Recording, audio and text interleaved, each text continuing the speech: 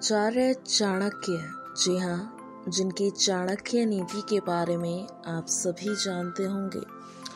आचार्य चाणक्य द्वारा बनाई गई नीतियों का पालन अगर आज के समय में भी अपने जीवन में लागू की जाए तो इंसान को बहुत सी समस्याओं से उबरने का एक अच्छा और सटीक रास्ता मिल सकता है। इतिहास के पन्नों में आचार्य चाणक्य का नाम सुनहरे अक्षरों से लिखा गया है।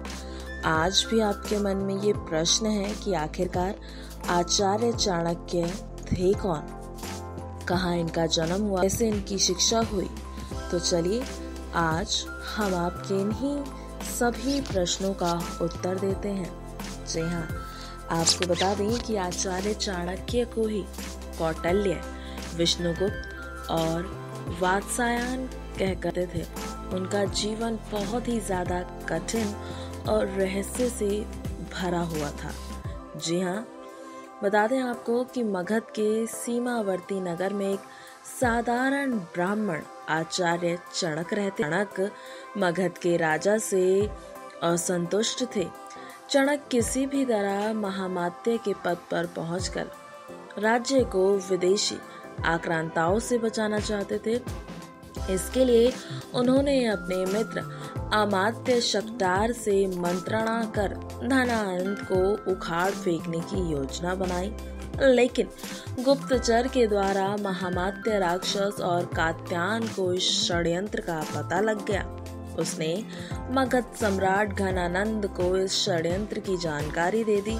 चणक को बंदी बना लिया गया और राज्य भर में ये खबर फैल गई कि राजद्रोह के अपराध में एक ब्राह्मण की हत्या की जाएगी।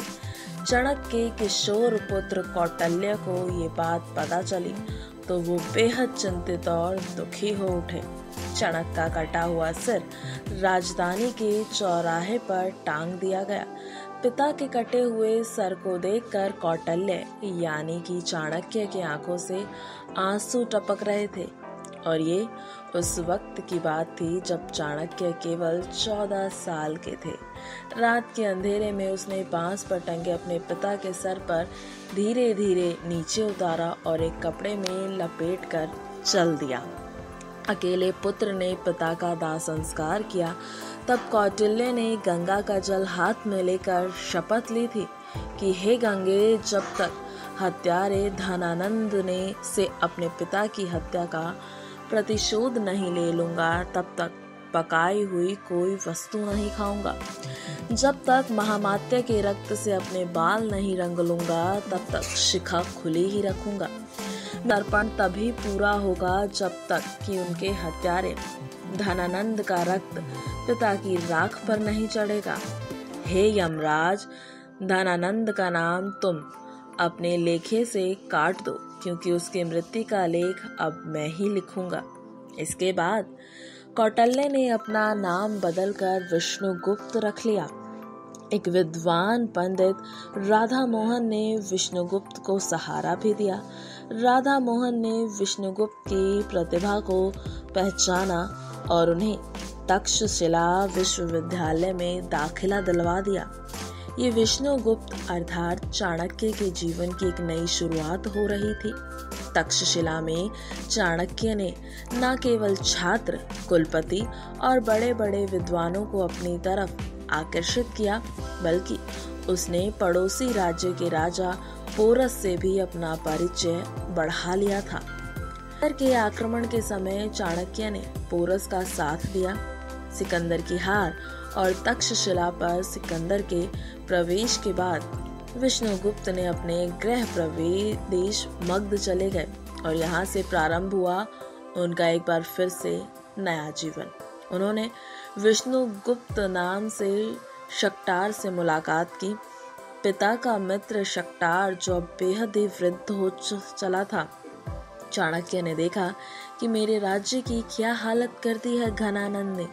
उधर विदेशियों का आक्रमण बढ़ता ही जा रहा था और इधर ये दुष्ट राजा नृत्य, मदिरा और हिंसा में डूबा हुआ था।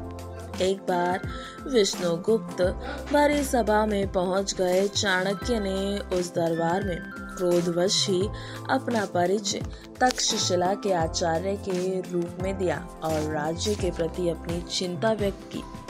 उन्होंने यूनानी आक्रमण की बात भी बताई और शंका जाहिर की कि यूनानी हमारे राज्य पर भी आक्रमण करने वाला है। इस दौरान उन्होंने राजा घनानंद को खूब खरी खोटे सुनाई और कहा कि मेरे राज्य को बचा लो महाराज। लेकिन भरी सभा में आचार्य चाणक्य का अपमान हुआ और उपहास किया गया। बाद में फिर चाणक्य से शक्टार से मिलते हैं और तब शक्टार ये बताते हैं कि राज्य में कई असंतोषी पुरुष और समाज है। उनमें से एक है चंद्रगुप्त। चंद्रगुप्त मूरा का पुत्र है। किसी संधि के कारण घनानंद ने मूरा को जंगल में रहने के लिए विवश कर दिया था। अगले दिन शक्टार और चाणक्य ज्योतिष का वेश धरकर उस जंगल में पहुंच जाते हैं जहां मूरा रहती थी और जिस जंगल में अत्यंत ही भोले भाले लेकिन लड़ाकू प्रवृत्ति के आदिवासी और वनवासी जाति के लोग रहते थे। वहां चाणक्य ने चंद्रगुप्त को राजा का एक खेल खेलते हुए देखा। तब चाणक्य ने चंद्रगुप्त को अपने जीवन का लक्ष्य बना लिया और फिर शुरू हुआ चाणक्य का एक बार फिर से नया जीवन। जी हाँ, आगे भी इसी प्रकार सुनते जाइए। कौटिल्य उर्फ विष्णुगुप्त अर्थात चणक पुत्र चाणक्य ने तब चंद्रगुप्त को शिक्षा और दीक्षा देने के साथ ही भील, आदिवासी और वनवासियों को मिलाकर एक सेना तैयार कर ली और घनानंद के साम्राज्य को उखाड़ फेंककर चंद्रगुप्त को मगध का सम्राट बनाया। बाद में चंद्रगुप्त के साथ ही उसके पुत्र बिंदुसार और पौत्र सम्राट अशोक को भी चाणक्य ने महामंत्री पद पर रहकर मार्गदर्शन दिया था। जी हाँ, चाणक्य का निधन कैसे हुआ ये एक रहस्य है। इतिहासकार जो हैं वो इसके मतभेद में कहते हैं कि चाणक्य की मृत्यु को लेकर 3 तरह की थ्योरी बताई जाती है। जी हाँ, जिसके अनुसार चंद्रगुप्त मौर्य के पुत्र बिंदुसार मौर्य और उनके पुत्र सम्राट अशोक थे। आचार्य चाणक्य ने तीनों का ही मार्गदर्शन किया। चाणक्य का जन्म ईसा पूर्व 371 में हुआ जबकि उनकी मृत्यु ईसा पूर्व 283 में हुई, ऐसा कहा जाता है। वहीं मुद्राक्षस के अनुसार चाणक्य का असली नाम विष्णुगुप्त था।